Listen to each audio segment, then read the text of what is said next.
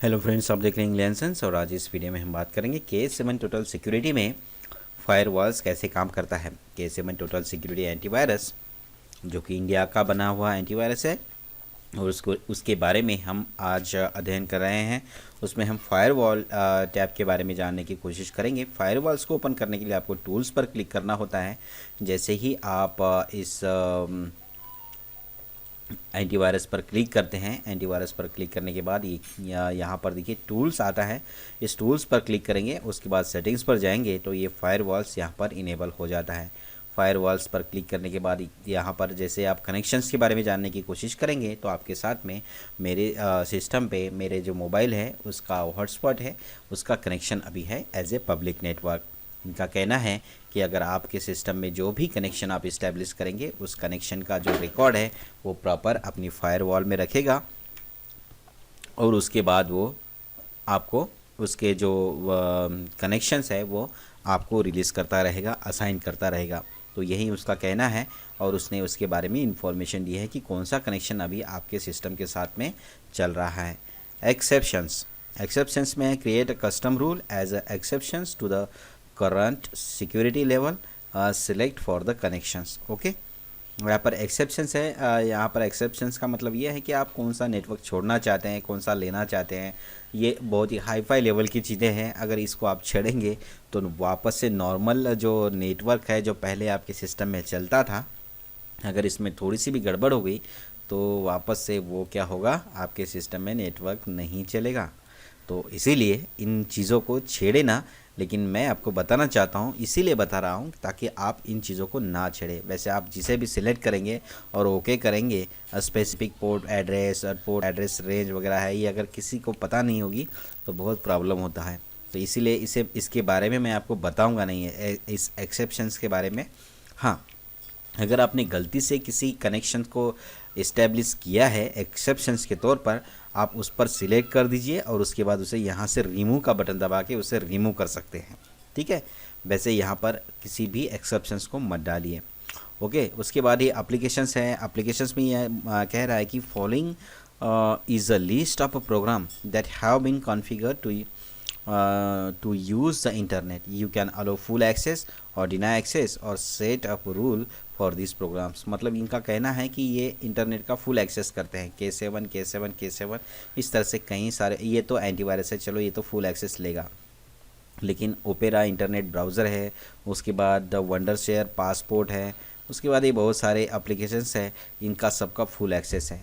इनका कहना है कि आप इनमें मान लो कि ये है, मेरे पास ये एक रिकॉर्डर है, इस रिकॉर्डर को क्या करेंगे, आप फुल एक्सेस नहीं देना चाहते हैं, तो मैंने इसे सिलेक्ट कर दिया है और allow automatically for next 2 days. ठीक है, तो इसका कहना है कि ये इसमें ऑटोमेटिकली 2 दिन के लिए जो है उसका जो फायरवॉल से जो इंटरनेट का एक्सेस होता है ना, तो वो ऑटोमेटिकली एक्सटेंड करता रहेगा 2 दिन के लिए।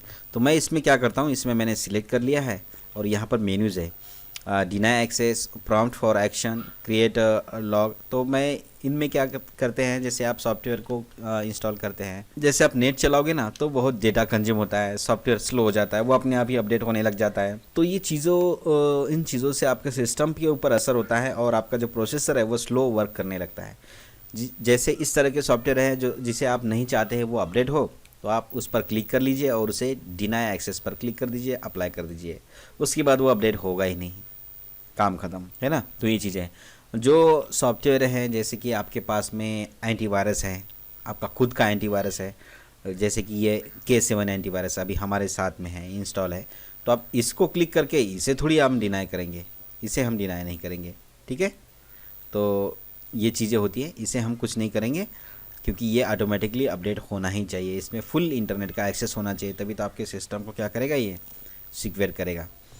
तो इस तरह से होता है। तो एक बार से मैं फिर बता देता हूँ आपको, यहाँ पर क्लिक करेंगे इस तरह से और डिनाई करेंगे और प्रॉम्प्ट फॉर एक्शंस पर क्लिक करेंगे। आपको पूछेगा ये ऐसे अपडेट करना है या नहीं करना है, या अपडेट का मतलब ये नहीं बोल रहा हूँ मैं, इंटरनेट एक्सेस का बोल रहा हूँ। इंटरनेट एक्सेस का मतलब ये है कि इनके अंदर छोटी छोटी फाइलें होती हैं, वो फाइलें अपने ऑटोमेटिकली उन्हें सॉफ्टवेयर्स को अपडेट कर देती है, तो वो डेटा भी चला जाता है, प्रोसेसर भी स्लो हो जाता है, सिस्टम बहुत स्लो काम करने लगता है। तो इन चीज़ों से बचने के लिए इसे क्या कर दीजिए, आप डिनाई कर दीजिए, या फिर आप इन्हें रिमूव भी कर सकते हैं। यहाँ पर क्लिक कर देंगे तो वो जो एनीवेयर है वो चला गया है, कैम्पटेसिया मैं नहीं चाहता हूँ, इसे मैं रिमूव कर देता हूँ।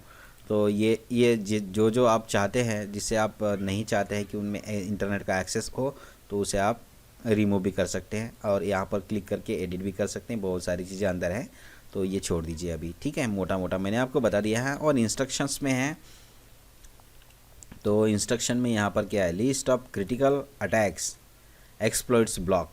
देखिए बहुत ही इंपॉर्टेंट चीज़ है ना, ये फायरवॉल है। फायरवॉल क्या होती है मैं बताता हूँ आपको। जैसे आप आपकी सिस्टम को ऑन करेंगे और इंटरनेट से कनेक्ट करेंगे, तो इंटरनेट से कनेक्ट करने के बाद आपकी सोचने से पहले ही दो चीज़ें एक्टिवेट हो जाती है आपके सिस्टम में। सिर्फ शर्त यह है कि आपके सिस्टम में कोई भी एंटीवायरस होना चाहिए, कोई भी अच्छा सा एंटीवायरस होना चाहिए, उसमें फायरवॉल होगी ही होगी। अगर मान लो आपके सिस्टम में एंटीवायरस नहीं भी है ना, तो विंडोज़ फायरवॉल होती ही होती है, तो वो एंटीवायरस का काम करती है, ठीक है। तो फायरवॉल का काम है कि जो भी बाहर से कनेक्शन आते हैं, जो भी इनपुट्स आते हैं, उनको स्कैन करता है, उसमें जो बैड फैक्टर्स होते हैं, बैड सेक्टर्स होते हैं, उन्हें वो वहीं रिमूव कर देता है, और बाकी जो चीज़ें हैं वो फ़िल्टर करके आपके सिस्टम में भेज देता है। ये होता है फायरवॉल का काम। और फायरवॉल के साथ में और एक फैक्टर्स होता है जो सपोर्ट करता है, वो होता है सैंडबॉक्स। तो एंटीवायरस में होते हैं ये सारे। तो अगर कोई अच्छा एंटीवायरस आपके सिस्टम में है, तो सैंडबॉक्स का भी यही काम है कि वो भी इसी तरह से करता है। सैंडबॉक्स जैसे कि हम फ़िल्टर में यूज़ करते हैं ना, सैंड को पानी फ़िल्टर करने के लिए, तो वैसे वो जो फाइल्स है वो फ़िल्टर करके आपके सिस्टम में इंटरनेट देता है फाइल्स को। तो फायरवॉल हो गया और एक सैंडबॉक्स हो गया। इनका काम होता है कि जो भी वायरस मिलता है उनको पकड़ के एक जगह बंद कर देते हैं। तो सैंडबॉक्स ने मेरे फायरवॉल ने क्या किया है, तो इसी तरह से मेरे फायरवॉल ने बहुत सारे अटैक्स को कैप्चर किया है, ग्रैब किया है और एक विंडो में उसने डाल दिया है। तो ये सारे हैं। अब ये है list of critical attacks exploits block कर दिया है इनको। अब ये कुछ नहीं कर सकते, ठीक है। तो ये लिस्ट है उनकी, ओके।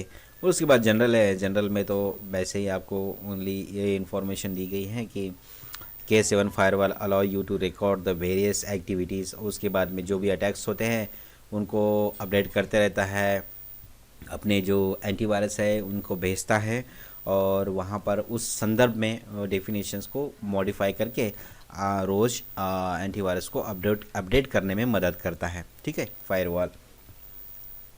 तो ये चीज़ें हैं यहाँ पर, ये तो जनरल है।